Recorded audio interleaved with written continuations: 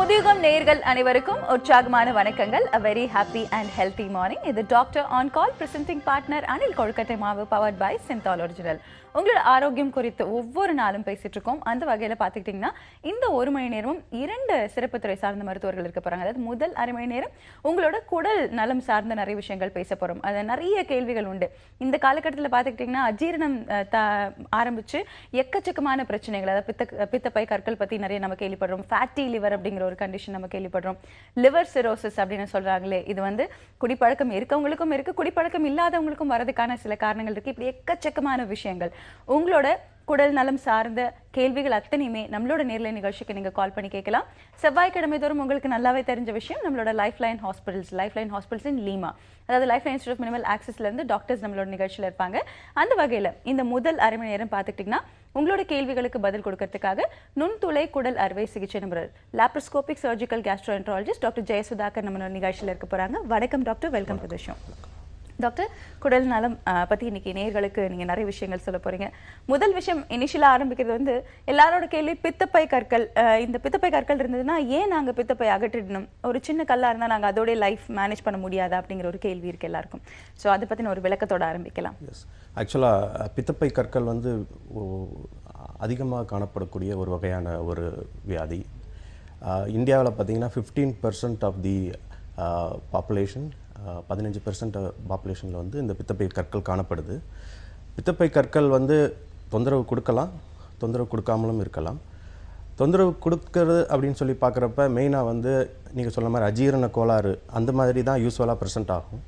நிறைய பேர் அதுக்கு வந்து அல்சர், அஜீரணம் அப்படின்னு சொல்லி அப்போதைக்கு மாத்திரை மாதிரி போட்டுக்கிடுவாங்க. அதுக்கப்புறம் ஒரு கட்டத்தில் ரொம்ப அதிகமானோடனே எங்ககிட்ட ஒரு ஸ்கேனோட வந்து பார்ப்பாங்க. சில பேஷண்ட் மாஸ்டர் செக்கப் அப்போ தற்செயலாக ஒரு ஸ்கேன் எடுக்கிறப்ப பித்தப்பை கற்கள் பிடிபடலாம். ஸோ இந்த மாதிரி பல வகைகளில் பித்தப்பை கற்கள் கண்டுபிடிக்கப்படுகிறது. பித்தப்பை கற்களை பொறுத்த வரைக்கும் பார்த்திங்கன்னா மெயினாக வந்து நிறைய பேஷண்ட் கேட்குறது வந்து இதுக்கு ஆப்ரேஷன் பண்ணணுமா வேண்டாமா, ஃபர்ஸ்ட் கொஸ்டின். ரெண்டாவது, ஆப்ரேஷன் பண்ணணும்னா அது பித்தப்பை சேர்த்து எடுப்பீங்களா இல்லை ஒன்லி கல் மட்டும் எடுப்பீங்களா, ரெண்டாவது. மூணாவது வந்து பித்தப்பை கற்கள் அப்படியே விட்டால் என்ன பிரச்சனைகள் வரும்? ஸோ இது காமனாக நாங்கள் கேட்கக்கூடிய சில கொஸ்டின்ஸு. ஃபஸ்ட்டு கொஸ்டின் பார்த்திங்கன்னா, பித்தப்பை எல்லாருக்கும் எடுக்கணுமா வேண்டாமானா, கற்கள்னால தொந்தரவு ஏற்பட்டால் பித்தப்பையோடு சேர்த்து மட்டும்தான் பித்தப்பை எடுக்கணும். வெறும் கற்களை எடுக்கிற மாதிரியான வைத்தியங்கள் கிடையாது ஃபஸ்ட்டு. ஏனென்றால் பித்தப்பை உருவாகிற விதத்தை பார்க்குறப்ப அது கால் பிளாடர், அந்த பித்தப்பையுடைய அந்த கான்சன்ட்ரேஷன் சொல்லுவோம் இல்லையா, பித்தப்பையில் பித்த நீரை வந்து வடிகட்டி உருவாகிறதுனால வர்ற கல் தான் அந்த பித்தப்பை கற்கள். ஸோ அதோடைய ஊற்று வந்து பித்தப்பை கல் உருவாகிற ஊற்று வந்து பித்தப்பை தான். ஸோ நீங்கள் பித்தப்பையை வந்து எடுக்காமல் கல்லை மட்டும் எடுத்தாலும் திருப்பி பித்த கற்கள் உருவாகிட்டே இருக்கும். அதனால தான் நிறைய பேஷண்ட் வந்து கல்லை மட்டும் எடுத்துடலாமே, ஏன் நீங்கள் பித்தப்பை. ரெண்டாவது வந்து பித்தப்பை எடுக்கிறதுனால மனிதனுடைய உயிருக்கு எந்த ஆபத்தும் ஏற்பட போவது கிடையாது. அதனால் வந்து பித்தப்பை கற்கள் பித்தப்பையை எடுப்பதனால உயிருக்கு ஆபத்து இல்லாததுனால இது ஜஸ்டிஃபைடு. ஸோ நியாயப்படுத்தப்படுகிறது. இந்த மாதிரி ஒரு ஊற்றை நம்ம எடுக்கிறது வந்து நியாயப்படுத்தப்படுகிறது. ரெண்டாவது வந்து ஏசிம்டமேட்டிக், அதாவது தொந்தரவே இல்லாமல் ஒரு கல் கண்டுபிடிக்கிறோம், ஸ்கேனில் கண்டுபிடிக்கிறோம் அப்படின்றப்ப வந்து அது ஆப்ரேஷன் பண்ணணுமா வேண்டாமான்னு சொல்லி ஒரு பெரிய ஒரு விவாதம் நடக்கும். பொதுவாக தற்செயலாக தானே கண்டுபிடிச்சோம், அது அப்படியே விட்டுடலாமே டாக்டர் அப்படின்னு சொல்லி பார்க்கலாம். ஸோ இதை பற்றி நிறைய ரிசர்ச் நடந்திருக்கு. பார்த்திங்கன்னா நிறைய லிட்ரேச்சரில் ஆஃப்டர் வேரியஸ் ரிசர்ச்சஸ் என்ன கண்டுபிடிச்சிருக்காங்கன்னா, ஏசிம்டமேட்டிக் கால்ஸ்டோன், தொந்தரவு கொடுக்காத பித்த கற்களை அப்படியே விட்டுட்டோம்னா 2% of the people will go for complications. அதாவது அந்த பித்தப்பை கற்கள் உள்ளவங்களில் 2% வந்து காம்ப்ளிகேஷன் சிக்கல்கள் வரலாம். மிச்ச 98% அப்படியே கண்காணிப்பிலே கொண்டு போயிடலான்றது வந்து ரூல், சரிங்களா. ஆனால் சில பேருக்கு வந்து எந்த தொந்தரவும் கொடுக்காதப்ப நம்ம எடுக்கணும். அது எப்போ அப்படின்னா, ஃபஸ்ட்டு வந்து ஒரு புற்றுநோய் அறிகுறி இருக்குது அப்படின்னு சொல்லி பார்த்தீங்கன்னா, உதாரணத்துக்கு சில வகையான பித்தப்பைகளில் பார்த்தீங்கன்னா கால்சிஃபிகேஷன் சொல்லக்கூடிய ஒரு கால்சியம் படிஞ்சிருக்கும், அது எக்ஸ்ரேலே தெரியும். அது போர்சலைன் கால் பிளாடர்னு சொல்லுவோம். அந்த மாதிரி கண்டிஷனில் ரிமூவ் பண்ணணும். ரெண்டாவது வந்து சில பேருக்கு பாலிப்புன்னு சொல்லக்கூடிய ஒரு சின்ன ஒரு சதை வளர்ச்சி இருக்கும் அதுக்குள்ளே, அது வந்து சைஸ்லாம் இருக்குது. 1 சென்டிமீட்டருக்கு மேலே இருந்தால் அந்த ஸ்டோன் ஒன்றுமே செய்யலைன்னா கூட நம்ம எடுக்கணும். சில ஆராய்ச்சிகள் சொல்லுது சைஸ் பித்தப்பை கற்கள் சைஸ் வந்து 3 சென்டிமீட்டருக்கு மேலே இருந்தால் எடுக்க வேண்டி வரலாம், ஏன்னா அது காம்ப்ளிகேஷன் கேன்சருக்கு கொண்டு போகலாம் சொல்லி. ஸோ இது ஒரு ஆராய்ச்சி. இது வந்து சிம்டம்ஸ் இல்லாத பேஷண்ட்ஸுக்கு சில சமயம் நம்ம வந்து கல் இருந்தாலும் உடனே எடுத்துடணும் பித்தப்பையோட. இதை தவிர சில பேருக்கு வந்து ஹீமோலைட்டிக் சொல்லுவாங்க, அதாவது இரத்த அழிவு நோயின்னு சொல்லுவாங்க. இந்தியாவில் ரொம்ப காமன் கிடையாது, பட் அவங்களுக்கு வந்து பித்தப்பை கற்கள் திருப்பி உருவாகும். ஸோ அந்த மாதிரி சமயத்தில் எடுக்கிறோம். மூணாவது வந்து வேற ஆப்ரேஷனுக்கு பண்ணுறோம், ஒரு அப்பெண்டிக்ஸ் பண்ணுறோம், அவங்களுக்கு பித்தப்பை கல்லும் கண்டுபிடிச்சிருக்கோம் அந்த ஸ்கேன். அப்போ வந்து ஒரே நேரத்தில் ரெண்டே எடுத்துடலாம், ஏன்னா திருப்பி ஒரு வேளை பிரச்சனை பண்ணால் ரெண்டாவது ஆப்ரேஷன் அவாய்ட் பண்ணுறது. That's call incidental cholecystectomy. So அது அது ஒரு ஜஸ்டிஃபைடு ஒரு விஷயம். இதை தவிர சில சமயம் வந்து பேரியாட்ரிக் சர்ஜரின்னு சொல்லக்கூடிய அந்த உடம்பை குறைக்க வகையான ஆப்ரேஷனில் அது ஒரு ப்ரொசீஜர், அது ஒரு ஸ்டெப்பாக வந்து இதை எடுப்போம் நாங்கள். ஸோ பித்தப்பை கற்கள் குறித்த முழு விளக்கம் டாக்டர் கொடுத்துருந்தாங்க. அகற்றிடுறது நல்லது, பட் சிலருக்கு வந்து ஏசிம்டமேட்டிக்காக இருக்கும் பட்சத்தில் வந்து தொடர்ந்து ஃபாலோ அப்பில் இருக்கணும். அதே சமயத்தில் மேற்கொண்டு இந்த கேன்சரஸ் சிம்டம்ஸ் ஆகட்டும், இந்த பாலிப் போன்ற விஷயங்கள் ஆகட்டும், இதெல்லாம் பார்க்கும் பட்சத்தில் கண்டிப்பாக பித்தப்பையோடு சேர்த்து அகற்றுறது தான் நல்லது. பித்தப்பை கற்களை மட்டும் எடுக்க முடியுமா அப்படிங்கிற கேள்வி இதற்கு மேலே தேவையே இல்லை. ஸோ நுண்துளை மூலமாக என்னென்ன பிரச்சனைகளுக்கு வந்து, அதாவது அறுவை சிகிச்சை நம்ம செஞ்சுக்க முடியும், சீக்கிரமாக நம்மளோட ஒர்க்குக்கு நம்ம போக முடியும், அது இல்லாமல் எப்படி சர்ஜரிஸ் கம்பைன் பண்ணலாம் ரொம்ப ஸ்மார்ட்டாக. டாக்டர் இப்போ சொல்லியிருந்தாங்க ஒரு பேரியாட்ரிக் சர்ஜரி பண்ணுறோம் அப்படின்னு பார்த்துக்கிட்டிங்கன்னா கூடவே பித்தப்பை கற்கள் இருக்கும்போது அதையும் அகற்றிடலாம் அப்படிங்கிற விஷயங்கள் சொல்லியிருந்தாங்க. ஸோ உங்களோட கேள்விகள் அத்தனையுமே 0444459494 அப்படிங்கிற எண்ணுக்கு நீங்கள் தொடர்பு கொண்டு பேசலாம். வணக்கம், டாக்டர் ஆன் கால். சொல்லுங்க, யார் பேசுறீங்க? ஹலோ, சங்கீதா பேசுறேன். ஹாய் சங்கீதா, தொடர்ந்து பேசலாம். சங்கீதா, நீங்க டாக்டர் கிட்ட பேசலாம். Good morning doctor. குட் மார்னிங்மா, சொல்லுங்க. எனக்கு வந்து கேர்ள் பேட்ல ஸ்டோன் இருக்குன்னு வந்திருக்கு ஒரு 3 months முன்னாடி. ஆனா 3 months முன்னாடி எந்த பெயினும் கிடையாது. 6 ml இருக்கு. அது 8 to 10 ஸ்டோன்ஸ் இருக்குன்னு வந்திருக்கு. சரிம்மா. இப்போ வந்து ஒரு 10 days வந்து வலி பேக்லயும் அந்த இதுலயும் வயிற்றாண்டையும் இப்போ வலியா இருக்கு. பெயின் இருக்கிறதால இப்ப என்ன பண்ணலாம்னு சொல்லிட்டு இதுவா இருக்கு. நான் ஏற்கனவே சொன்ன மாதிரி நான் இப்போ இவ்வளோ நேரம் பேசினது வந்து வலி கொடுக்காத வகையை அப்படி தற்செயலாக கண்டுபிடிக்கப்பட்ட அந்த கற்களுக்கு தான் நான் இவ்வளோ நேரம் பேசிகிட்டு இருந்தேன். பட் ஒன்ஸ் வலி வந்துருச்சுன்னா, அதாவது சிம்டம்ஸ் வந்துருச்சு அப்படின்னா இம்மிடியட்டாக அதை ரிமூவ் பண்ணிடணும். சரிங்களா? அதுதான் ரூல். ஸோ சிம்டம் கொடுக்கலைனா தான் நம்ம எடுக்கிறதா எப்போ எடுக்கணும்னு பேசணும். சிம்டம் ஒரு தடவை வந்துருச்சுனாலே அதை வந்து ரிமூவ் பண்ணி ஆகணும். சரிங்களா? ஏன்னா ஒரு சிம்டம் வந்தவங்களுக்கு காம்ப்ளிகேஷன்ஸ் ஹை. என்ன காம்ப்ளிகேஷன்ஸ் வரலான்னா, கல் அந்த இடத்த விட்டு நகண்டு பித்த நாளம் சொல்லக்கூடிய பைல் டக்ட்டுக்கு போயிடுச்சுன்னா உங்களுக்கு மஞ்சக்காமாலை வந்துடும் அடைப்புனால. சரிங்களா? அப்போ வந்து இவ்வளவு சிம்பிளாக இருக்காது சர்ஜரி. அதையும் நாங்கள் பண்ணுறோம், அதையும் லேப்ராஸ்கோப்பிலே பண்ணுறோம். But complicated surgery. ஸோ ரொம்ப ரொம்ப கேர்ஃபுல்லாக பண்ணணும். அது அன்னெசரி ஒரு விஷயம். நம்ம ஆரம்பத்திலே எப்பயுமே வியாதியை பொறுத்த வரைக்கும் ஆரம்பத்திலே சரி பண்ணுறது தான் ஒரு நல்ல விஷயம். தெரிஞ்சு ஒரு பிரச்சனை இருக்கிறப்ப அதை தள்ளி போடுறது நல்ல விஷயம் கிடையாது. சரிங்களா? ரெண்டாவது, ரத்த நாளத்தை விட்டு இன்னும் இறங்கிடுச்சுன்னா பேங்க்ரியாஸ்ன்னு சொல்லக்கூடிய கணையம்னு சொல்லுவாங்க தமிழில், அதனுடைய ஒரு நாளத்தை அடைச்சிச்சுன்னா பேங்க்ரியாட்டைட்டிஸ்ன்னு சொல்லக்கூடிய கணைய அலர்ச்சி ஏற்படும். அது வந்து ஒரு உயிருக்கு ஆபத்தான விஷயம். சரிங்களா? இதை தவிர சில சமயம் வந்து குடல் கீழே இறங்கி குடலையும் அடைக்கலாம் அது. சரிங்களா? ஸோ இப்படியே ஒருவேளை நீங்கள் விட்டு மஞ்சக்காமாலையே அப்படியே விட்டுட்டா கல்லீரல் சுத்தமாக சிரோசிஸ் சொல்லக்கூடிய கல்லீரல் ஃபுல்லாக சுருங்கி அதனால் உயிருக்கு ஆபத்து ஏற்படும். ஸோ இதெல்லாம் விட்டுறதுனால வரக்கூடிய பிரச்சனைகள். ஸோ சிம்டம்ஸ் வந்த உடனே நீங்கள் வந்து ஆஸ் ஏர்லி அஸ் பாசிபிள் எவ்வளோ சீக்கிரமோ பண்ண முடியுமோ அது லேப்ராஸ்கோப்பியில் அருமையாக பண்ணுறதுனால இப்போலாம் 2 நாள் தான் இருக்காங்க, 1 or 2 days தான் ஹாஸ்பிட்டலில் இருக்காங்க, உடனே போயிடுறாங்க, உடனே வேலையில் ஜாயின் பண்ணுறாங்க. ஸோ சிம்பிள் சர்ஜரியாக முடிஞ்சிடும் அது. சரிங்களா? ஸோ எவ்வளோ சீக்கிரம் பண்ண முடியுமோ பண்ணிக்கோங்க நீங்கள். ஓகே டாக்டர், உங்கள் கேள்விக்கு விளக்கமான பதில் கொடுத்துருந்தாங்க. இன்றைக்கி டாக்டர் ஜெயசுதாகர் இருக்காங்க, லைஃப் லைன் ஹாஸ்பிட்டல்ஸ் இன் லீமா, life line institute of minimal ஆக்சஸ்லேருந்து சர்ஜிக்கல் கேஸ்ட்ரோஎன்ட்ராலஜிஸ்ட், அதாவது லேப்ரோஸ்கோப்பி மூலமாக இன்னைக்கு நுண்துளை அறுவை சிகிச்சை நம்ம சொல்லக்கூடிய இந்த விஷயங்கள் பற்றின விளக்கங்கள் உங்களுக்காக கொடுத்துட்ருக்காங்க. வணக்கம், சொல்லுங்கள், யார் பேசுகிறீங்க? வணக்கம். ஹலோ, கோமதி பேசுறேன், வாலாஜால. சொல்லுங்க கோமதி, டாக்டர் கிட்ட நீங்க கேட்கலாம் உங்களோட கேள்வி என்னன்னு. எனக்கு வந்து ஹலோ டாக்டர். ஹலோமா, சொல்லுங்கம்மா. எனக்கு வந்து 2 years முன்னாடி வந்து மேரேஜ் ஆகல. அப்ப வந்து மோஷன்ல வந்து பிளட் ஃபிட் இருக்குது. செக் பண்ணி பார்த்தா வந்து குடல்ல அம்பியா இருக்கு அப்படின்னு சொல்லிட்டு டாக்டர் 6 months வந்து டேப்லெட் கொடுத்தாங்க, சரியா போச்சு. சரிம்மா. இப்போ வந்து நான் பேபிக்காக ட்ரீட்மெண்ட் எடுத்துட்டு இப்பயும் அதே மாதிரி பிளட் வருது எனக்கு. இப்போ நான் ஃபர்ஸ்ட் என்ன பண்றோம், அங்க போனோமா இல்ல பேபி ட்ரீட்மெண்ட் பார்க்கணுமா? அதான். ஸோ உங்களுடைய கம்ப்ளைண்ட் பார்த்தீங்கன்னா பேதி ஆகுது, ரத்தம் போகுதா, பிளட்டு? மோஷன் போகும்போது மார்னிங் மட்டும் பிளட் போகுது. சரி, ஓகே. ஆனா ரொம்ப வயிறு வலிக்குது. வயிறு வலிக்குது. அமைதியா வந்துமா? சரி, ஓகே. ஸோ உங்களுக்கு எவ்வளோ நாளாக இருக்குன்னு சொல்கிறீங்க அதோடைய? இப்போ அது வந்து 2 years முன்னாடி சரியா போச்சு. இப்போ வந்து ஒரு ஒரு 6 டேஸா இருக்கு.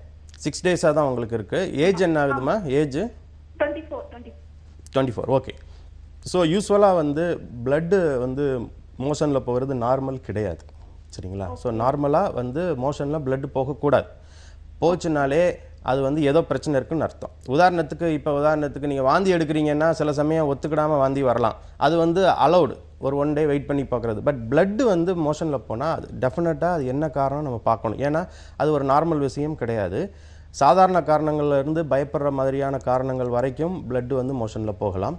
பட் அதுக்கு முன்னாடி நீங்கள் வந்து ஃபஸ்ட்டு வந்து மருத்துவரை பார்த்து ப்ராக்டோஸ்கோப்பின்னு சொல்லக்கூடிய பேசிக் டெஸ்ட், அதாவது ஆசனவாய் துவாரத்துக்கு ஜஸ்ட் மேலே வரைக்கும் அந்த ஸ்கோப்பி காமிச்சு கொடுக்கும். அது வந்து நீங்கள் டாக்டரோட ரூம்லேயே பண்ணிக்கலாம். ஒரு டார்ச் லைட் அடித்து அந்த ஸ்கோப்பி போட்டு பார்த்தாருன்னா இந்த பைல்ஸு, ஃபிஷர்னு சொல்லக்கூடிய வெடிப்பு, பைல்ஸ், இந்த மாதிரி சின்ன சின்ன பிரச்சனைகள் எல்லாமே அதில் தெரிஞ்சிடும். ஒருவேளை அதுலேயும் தெரியலை அப்படின்னா நாங்கள் உடனே கொலோனாஸ்கோப்பி பண்ணிடுறோம். கொலோனாஸ்கோப்பி வந்து பெருங்குடலுடைய நுனி வரைக்குமே போயிடுறோம். போகிறப்ப எப்படினாலும் உங்களுக்கு எந்த இடத்துலேருந்து ரத்த கசிவு வருதுன்னு நேரடியாக பார்த்துடலாம். இன்கேஸ் ஒருவேளை ஏதாவது ஒரு சதை வளர்ச்சி மாதிரி இருந்தால் நாங்கள் அந்த கொலோனாஸ்கோப்பி மூலமாகவே நாங்கள் சதையுடைய ஒரு பிட்டை வந்து பரிசோதனைக்கு எடுத்து உடனே அனுப்பிடுறோம்.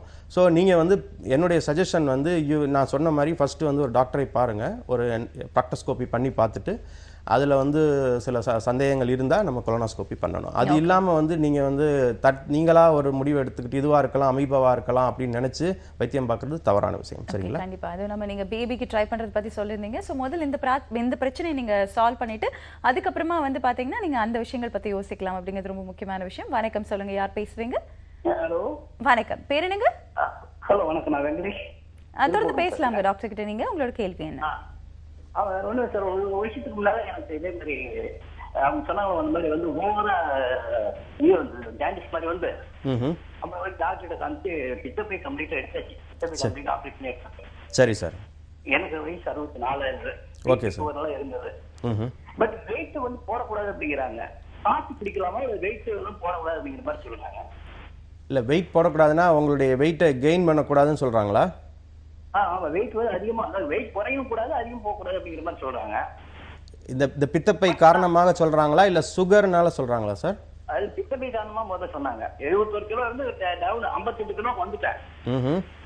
பட் இப்போ ப்ராப்ளம் இல்லை, 63 கிலோ இருக்கு. பட் இருந்தாலும் காப்பி சாப்பிடக்கூடாதுங்கிற மாதிரி சொன்னாங்க. நான் காலையில ஒரு காப்பி குடிப்பேன். உங்களோட சந்தேகம் என்ன சார்? நீங்க வந்து இதற்கு மேல எடை கூடக்கூடாதுன்னு டாக்டர் சொல்லியிருந்தாங்களா? ஓகே. டாக்டர் சுகர் பத்தி கேட்டிருந்தாங்க உங்ககிட்ட. சர்க்கரை ஏதாவது இருக்குங்களா? சர்க்கரை நோய் தொந்தரவு ஏதாவது இருக்கா? ஓகே, டாக்டர் அட்வைஸ் எடுத்துக்கலாம். எஸ், என்னுடைய கணிப்புப்படி அந்த பித்தப்பை காரணத்துக்காக மட்டும் வெயிட் போடக்கூடாதுன்னு சொல்லியிருக்க மாட்டாங்க. அவருக்கு சுகர் இருந்திருக்கு. அதில் வந்து வெயிட் கண்ட்ரோல் ஒரு முக்கியமான விஷயம். ஏன்னா சுகர் இருக்க பேஷண்ட்ஸ் வந்து வெயிட் கூடுச்சுன்னா அது சுகருடைய கண்ட்ரோலுடைய கஷ்டங்கள் கொஞ்சம் சில விஷயங்கள் இருக்குது. அதே மாதிரி வந்து ஃபேட்டி லிவர்னு ஒன்று இருந்திருக்கலாம். அவருக்கு லைனில் இருக்காரா? தொடர்பில் இருக்கீங்களா சார்? லிவர் கண்டிஷன் சொன்னாங்களா? அதாங்க சார், நீங்க தெளிவா சிக்னல் இருக்கிறதுக்கு வந்துருங்க. ஃபேட்டி லிவர் அப்படிங்கிற கண்டிஷன் உங்க டாக்டர் உங்களுக்கு சொல்லியிருந்தாங்களா?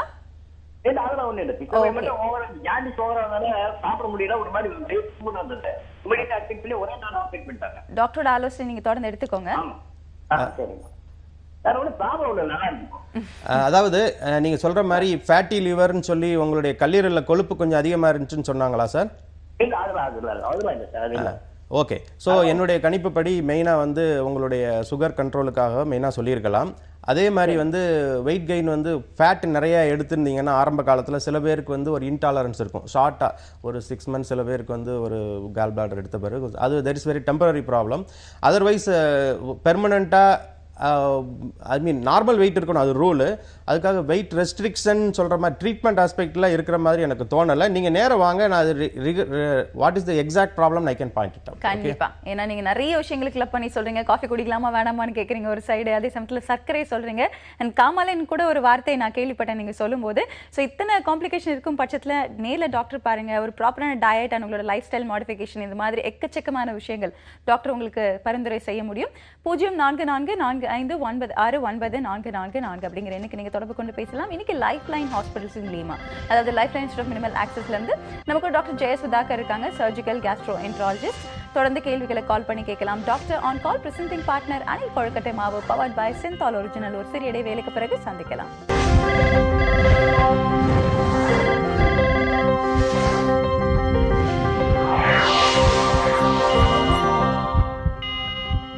Welcome back. இது doctor on call presenting partner Anil Kozhukattai மாவு பவர்ட் பை சிந்தால் ஒரிஜினல். உங்களோட ஆரோக்கியம் பற்றி பேசிட்டு இருக்கும்போது இந்த அரை மணி நேரம் உங்களோட நிறைய சந்தேகங்கள், நுண்துளை குடல் அறுவை சிகிச்சை, உங்களோட நிறைய சந்தேகங்களுக்கு டாக்டர் பதில் கொடுத்துட்டு இருக்காங்க.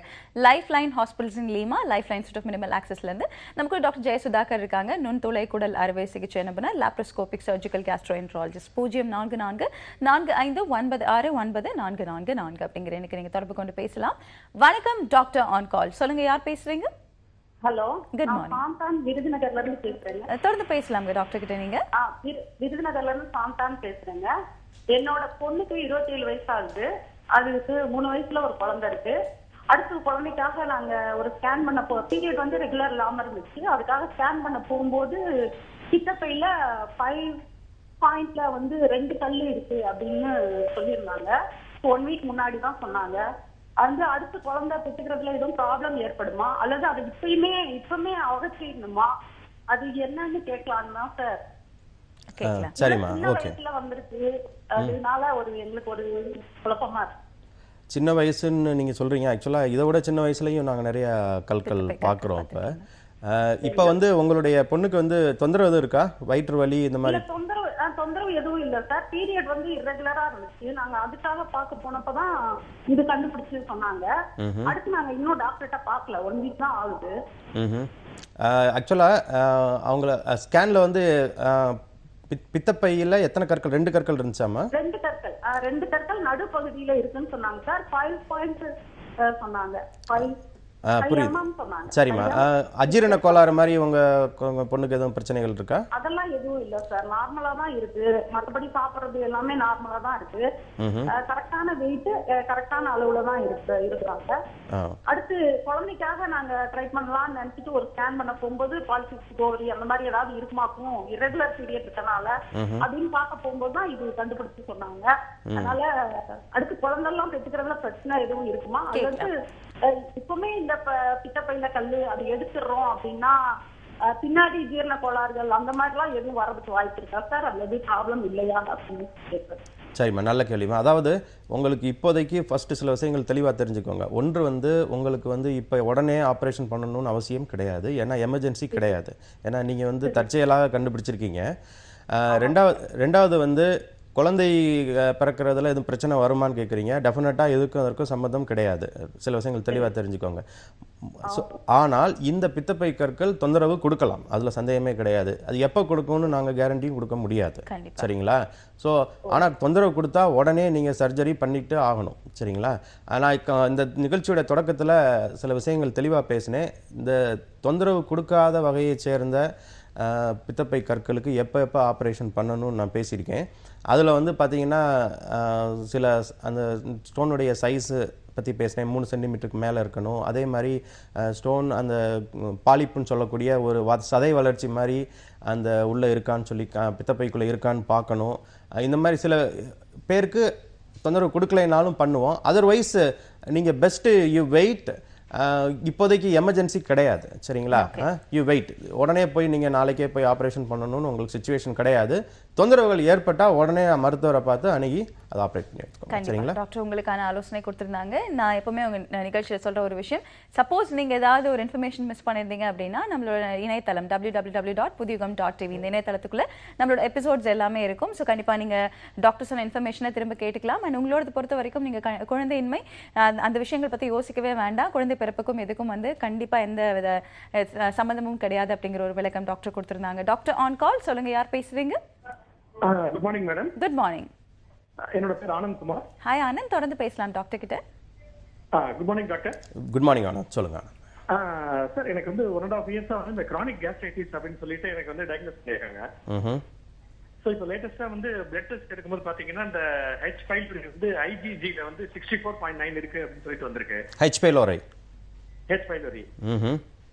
ஸோ அதுக்கு என்ன டாக்டர் பண்ணலாம் அதுக்கு? ஆக்சுவலாக H பைலோரி ஒன்ஸ் டயக்னோஸ் பண்ணிட்டாங்க அப்படின்னா you have to treat it sir. சரிங்களா? உடனே கண்டுபிடிச்சா உடனே பண்ணி ஆகணும். அதுக்கு 2 வாரத்து கோர்ஸ் எடுக்கணும். எடுத்துட்டீங்களா 2 வாரம் கோர்ஸ்? அது ஒரு நாள் தான் எடுத்த டாக்டர், அது ரொம்ப பர்னிங் சென்சேஷன் வந்து சொல்லிட்டு அதை அப்படியே நான் டிஸ்கண்டினியூ பண்ணிட்டேன். That is the problem. ஆக்சுவலாக நீங்கள் வந்து அந்த மாதிரி இருந்துச்சுன்னா எங்களை வந்து நீங்கள் சொன்னீங்கன்னா நாங்கள் அதுக்கேற்ற மாதிரி அல்டர்னேட் ரெஜிமெண்ட்ஸ் இருக்குது, சரிங்களா, நாங்கள் கொடுப்போம். ஆனால் நீங்களாம் வந்து அதை நிறுத்தக்கூடாது. ஏன்னா நிறுத்தினா ரெசிஸ்டன்ஸ்னு சொல்லக்கூடிய அது கேட்காத ஒரு வகையான அந்த கிருமியாக அது மாறிடும், அந்த வெச் பைலோரை, சரிங்களா. ஸோ இதுக்குன்னு ஆல்டர்னேட்டிவ் நிறையா காம்பினேஷன்ஸ் வருது.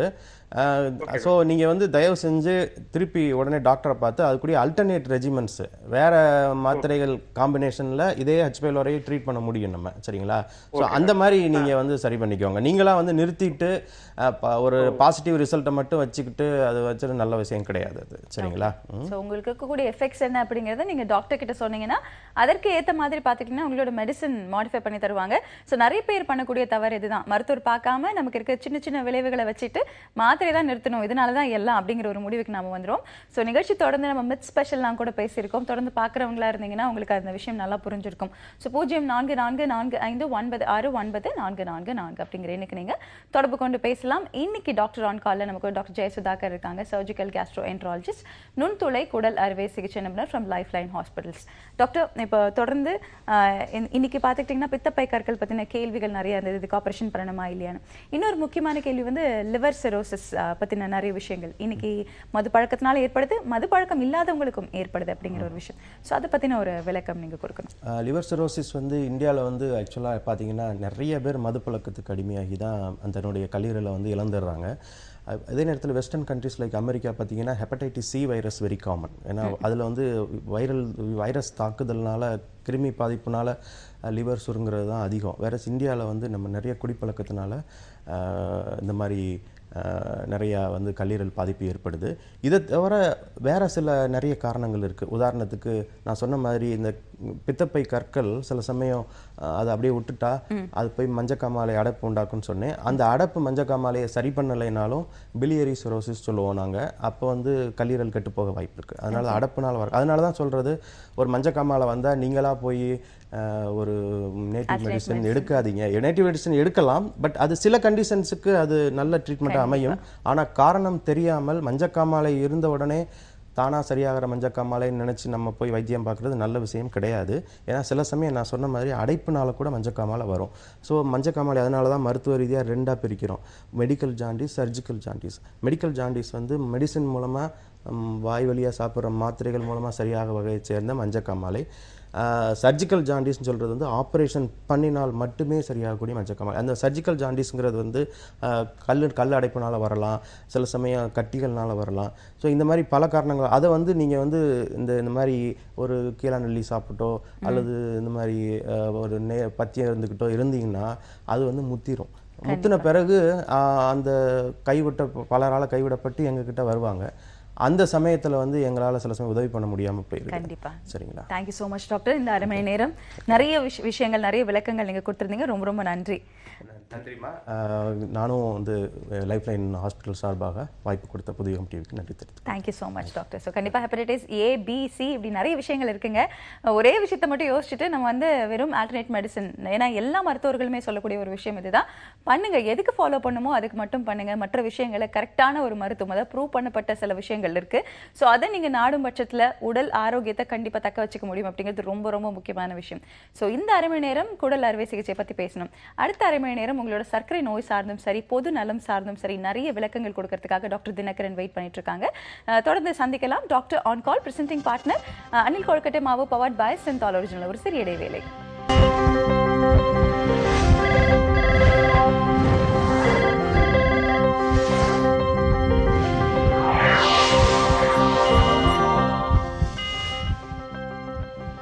Welcome back. இது doctor on call presenting partner Anil Kozhukattai மாவு பவர்ட் பை சிந்தால் ஒரிஜினல். இன்னைக்கு லைஃப் லைன் ஹாஸ்பிட்டல்ஸ் இன் லீமா, அதாவது லைஃப் லைன் சுற்று மினிமல் ஆக்சஸ்ல இருந்து அரை மணி நேரம் குடல் அறுவை சிகிச்சை சார்ந்த உங்களோட கேள்விகளுக்கு டாக்டர் பதில் கொடுத்துட்டு இருந்தாங்க. இந்த அரை மணி நேரம் பார்த்துக்கிட்டிங்கன்னா சர்க்கரை நோய் சார்ந்த உங்களோட கேள்விகளுக்கும் சரி, பொது நலம் சார்ந்த உங்களோட கேள்விகளுக்கும் சரி பதில் கொடுக்கறதுக்காக நம்ம நிகழ்ச்சியில் டாக்டர் தினகரன் இருக்காங்க, டயபெட்டாலஜிஸ்ட் அண்ட் ஜெனரல் பிசிஷியன். வணக்கம் doctor, welcome to the show. Doctor, சர்க்கரை அதை எதனால கண்ட்ரோல் பண்ணணும், உடல்ல எவ்வளவு காம்ப்ளிகேஷன் வரதுக்கான வாய்ப்புகள் இருக்கு அப்படின்ற விஷயங்கள் நீங்க சொன்னீங்க. காலர்ஸ் எப்பவுமே கேட்கறதுன்னா, டாக்டர் இத்தனோடு சக்கரை நாங்கள் ஏன் சேர்த்துக்கூடாது, கொஞ்சோண்டு தானே, இதுல என்ன ஸ்வீட் இருக்க போகுது, இப்படி எக்கச்சக்கமான விஷயங்கள். ஒருவேளை சுகர் அன்கண்ட்ரோல்டால என்ன வரக்கூடிய காம்ப்ளிகேஷன்ல மேற்கொண்டு என்ன சொல்லணும்னு நினைக்கிறீங்க?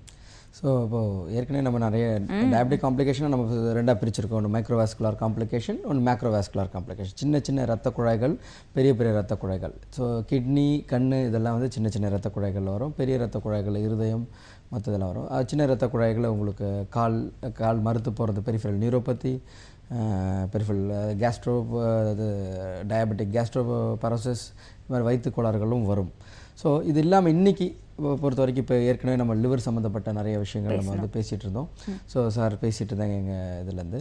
ஸோ இப்போ என்னன்னு கேட்டிங்கன்னா, அந்த ஆல்கஹால்னால லிவர் கெட்டு போகும் நம்ம கேள்விப்பட்டிருக்கோம். லிவர் சிரோசிஸ் வரும், லிவர் ஃபெயிலியர் வரும்.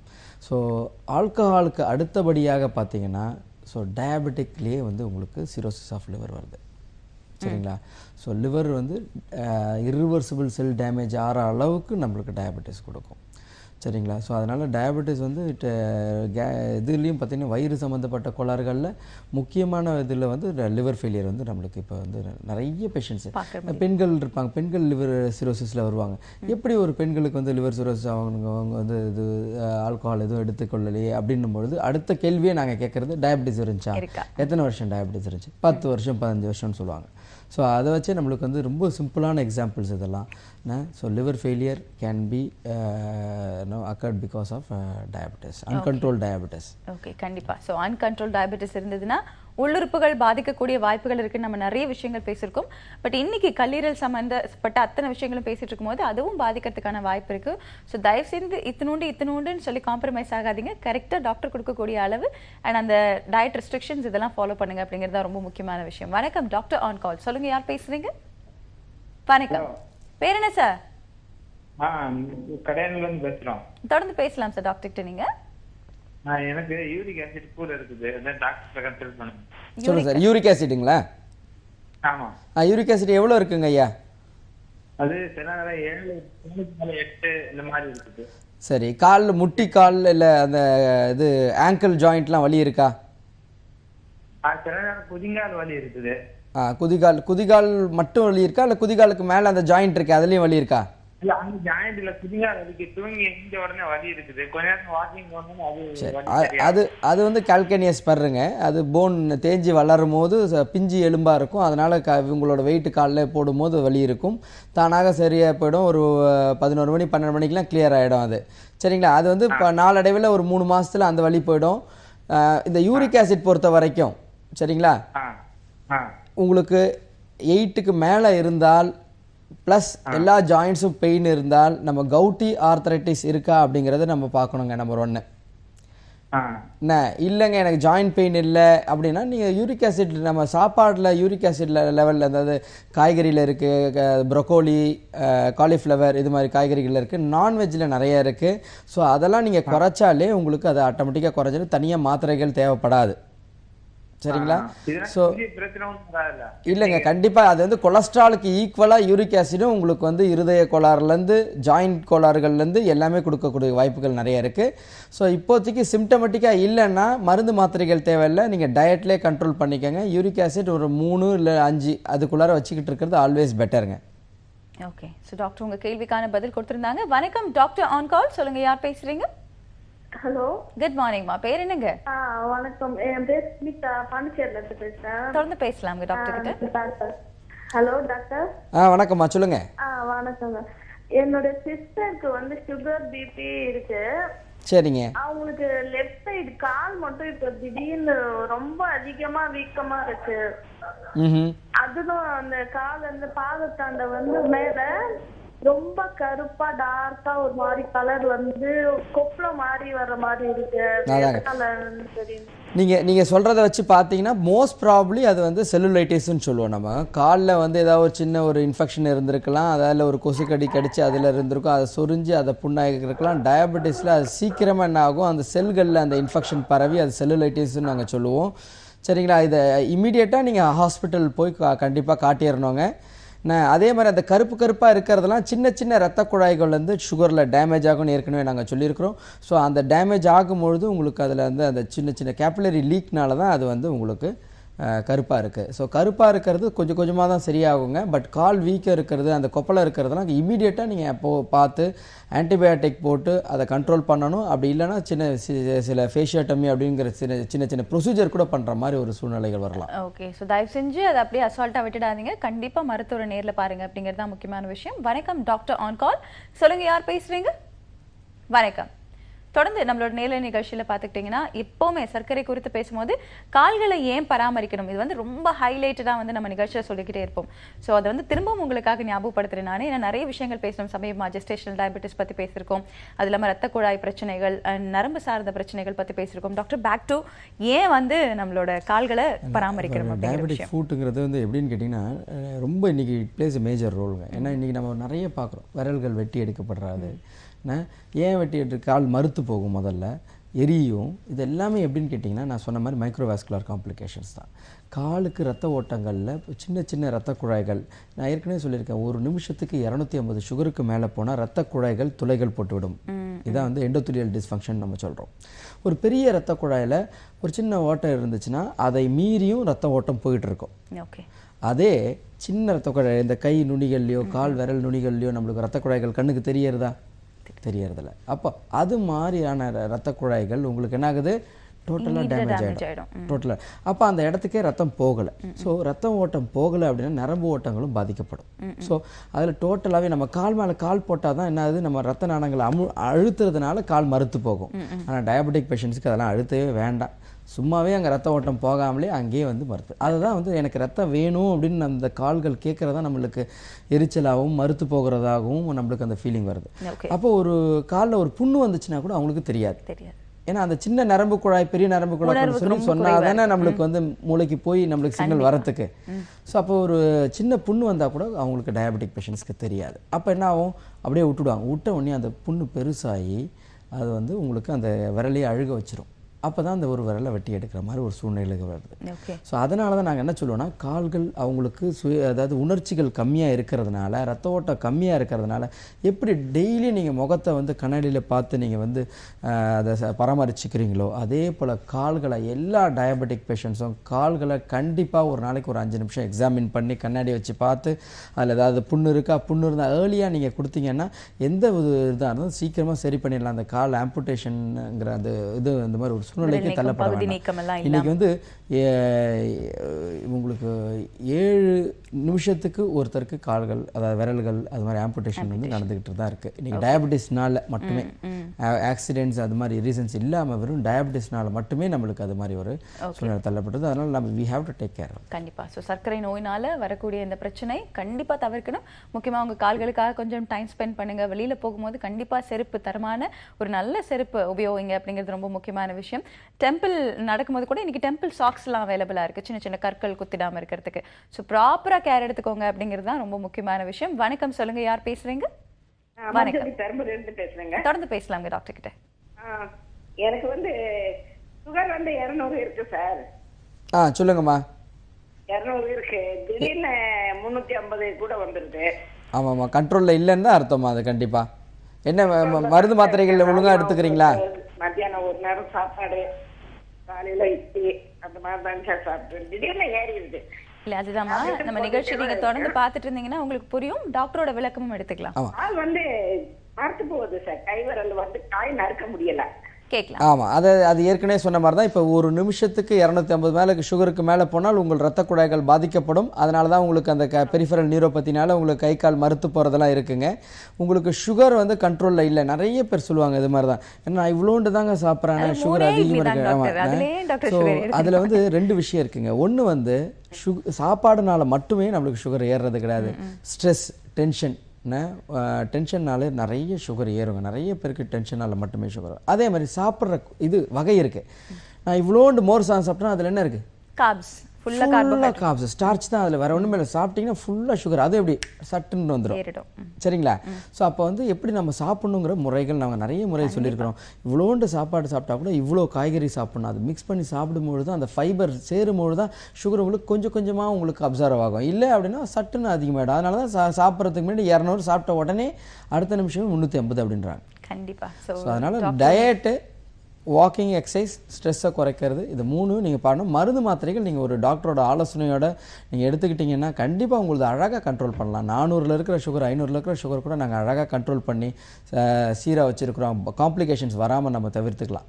ஓகே, நம்மளோட ஃபியூச்சர், அதாவது இதுக்கு முன்னாடி இந்த பாஸ்ட் எபிசோட்ஸ் நீங்கள் பார்த்தீங்கன்னா உங்களுக்கு தெரியும், சுகருக்கான பர்டிகுலர் டயட் உணவு மருத்துவர் உங்களுக்காக கொடுத்துருந்தாங்க. மதியானம் காலையில் 3 இட்லி, மதியானம் சாப்பாடு, ராத்திரியும் இட்லி சப்பாத்தினா எல்லாமே கார்போஹைட்ரேட்ஸாக இருக்கும். கரெக்டாக ப்ரோட்டீனை நீங்கள் எப்படி இன்கார்பரேட் பண்ணி ரொம்ப அழகாக உங்களோட சுகர் லெவல்ஸை கண்ட்ரோல் பண்ணலாம் அப்படிங்கிற விஷயம் தெரிஞ்சுக்கிறதுக்கு புதியுகம்.tv இந்த இணையதளத்துக்குள்ளே போனீங்கன்னா நம்மளோட எபிசோட்ஸ் இருக்கும். உணவு மருத்துவர் கொடுத்த ஆலோசனை நீங்கள் எடுத்துக்கலாம். ஒரு சிறிய இடைவேளைக்கு பிறகு சந்திக்கலாம். இன்னைக்கு லைஃப் லைன் ஹாஸ்பிட்டல்ஸ் இன் லீமா, life line institute of minimal ஆக்சஸ்லேருந்து நமக்கு டாக்டர் தினகரன் இருக்காங்க, டயபெட்டாலஜிஸ்ட் அண்ட் ஜெனரல் பிசிஷியன். ஒரு சிறிய இடைவேளைக்கு பிறகு சந்திக்கலாம்.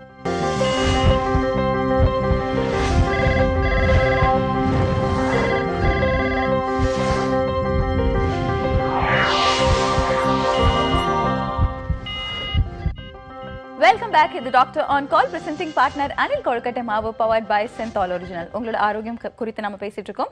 முக்கியமாக பார்த்துக்கிட்டிங்கன்னா இன்னைக்கு நுண்துளை அறுவை சிகிச்சை குறித்து பேசணும், பொது நலம் குறித்து பேசணும்.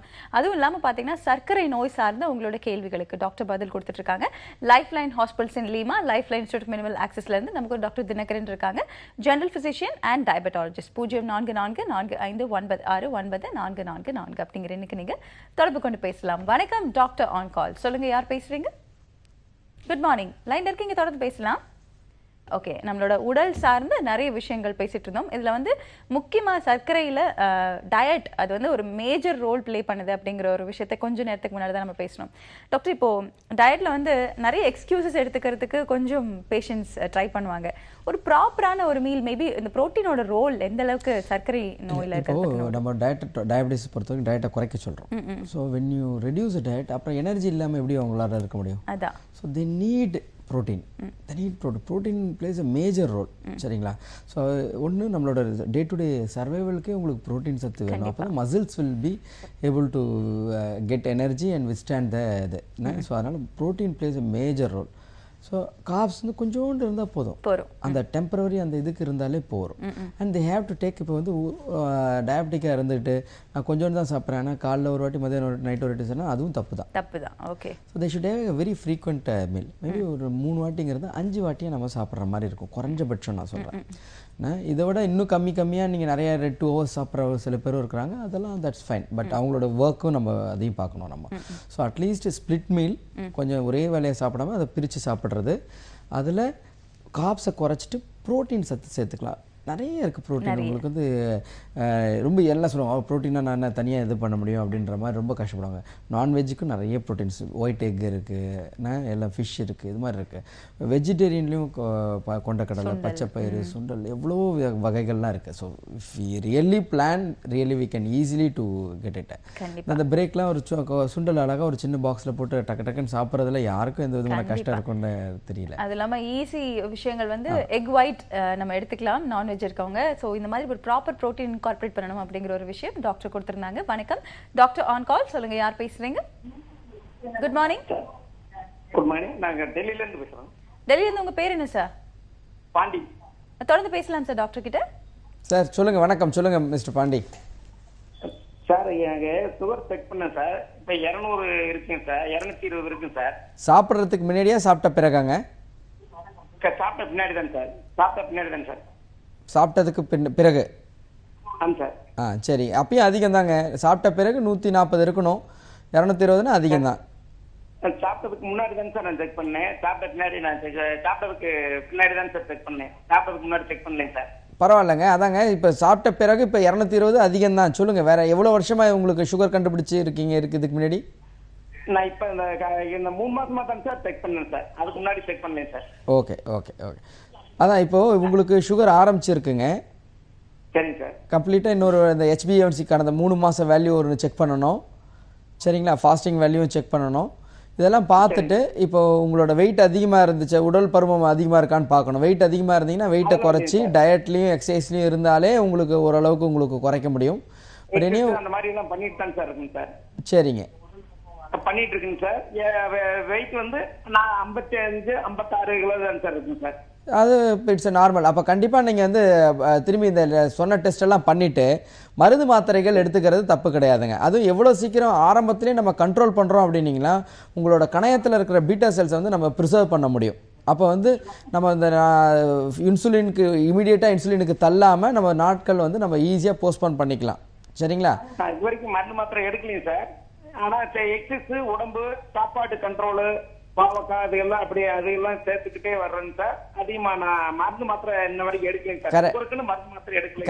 கரெக்டுங்க நீங்கள் சொல்கிறீங்க. பட் என்னென்னா நீங்கள் இதெல்லாம் நான் எக்ஸசைஸ் பண்ணுறேன், டயட் பண்ணுறேன், நான் வாக்கிங் போகிறேன், எல்லாமே பண்ணுறீங்க. இவ்வளோ பண்ணியும் உங்களோட சுகர் 220 இருக்குன்னா அப்போ உங்களோட கணையத்துக்கு இன்னும் வந்து ஒரு பவர் கம்மியாக இருக்குது. அதுக்கு நம்ம மருந்து மாத்திரைகள் போட்டால் தான் அது கண்ட்ரோல் வரும்னா தப்பு கிடையாதுங்க, தவறு கிடையாது. மருந்து மாத்திரைகள் எடுக்கிறது தவறுங்கிறது கிடையவே கிடையாது. அது மாதிரி தப்பான கான்செப்ட் வச்சுக்காதீங்க. நம்ம கண்ட்ரோலில் இருக்கணுங்கிறத நம்மளோட டார்கெட். சரிங்களா? நீங்கள் டயட்டில் கண்ட்ரோல் பண்ணி பார்த்தீங்க முடியலன்ற பட்சத்தில் நம்ம மருந்து மாத்திரைகளுக்கு போகலாம். போயிட்டு ஒன்ஸ் நல்லா சுகரை குறைச்சிட்டிங்க அப்படின்னா அதுக்கப்புறம் வேணால் நீங்கள் மருந்து மாத்திரைகளை குறைக்கிறதுக்கு வழி பார்க்கலாம். ஓகே, ஸோ 220 நீங்கள் எல்லா எஃபர்ட்டும் எடுத்து அப்படி இருக்கும் பட்சத்தில் கொஞ்சமாக மருந்து மாத்திரைகள் டாக்டரோட அட்வைஸ் படி கரெக்டாக நீங்கள் சர்க்கரை நோய் மருத்துவம் நம்ம நேரில் பார்த்து சாப்பிடும் பட்சத்தில் இந்த பிரச்சனையை சரி பண்ணிடலாம் அப்படிங்கிற ஒரு விளக்கம் டாக்டர் உங்களுக்காக கொடுத்துருந்தாங்க. வணக்கம், சொல்லுங்க, யார் பேசுறீங்க? வணக்கம், லைன்ல இருக்கீங்க, பேசலாம். பேர் என்னங்க? ஹலோ, எனக்கு இல்ல, ஆக்சுவலா எங்க அம்மாக்கு. ஓகே, அம்மா வயசு என்ன ஆகுது? டாக்டர் கிட்ட பேசலாம். அவங்களோட ஏஜ் வந்து 48 ஆகுது. சொல்லுங்கம்மா. அவங்களுக்கு வந்து டயபெட்டிஸ் இருக்கு. லாஸ்ட் 6 இயர்ஸா இருக்கு டயபெட்டிஸ். சரிங்க, கண்ட்ரோல்ல இருக்காங்களா? கண்ட்ரோல்ல தான் 200ல இருக்கு. 170 அந்த மாதிரி இருக்கும். சரிங்க. இப்ப 200ல இருக்கு. ரைட் சைடு வந்து அவங்களுக்கு அதிகமா பெயின் இருக்குன்றாங்க. எங்கங்க? ரைட் சைடுல கையா இல்ல எப்படி கால்? ரைட் சைடுல கையில வயிறுல கீழ. ஓகே ஓகே, ரைட் சைடுல கல்லடப்புன்னு சொல்லியிருந்தாங்க ஃபர்ஸ்ட்.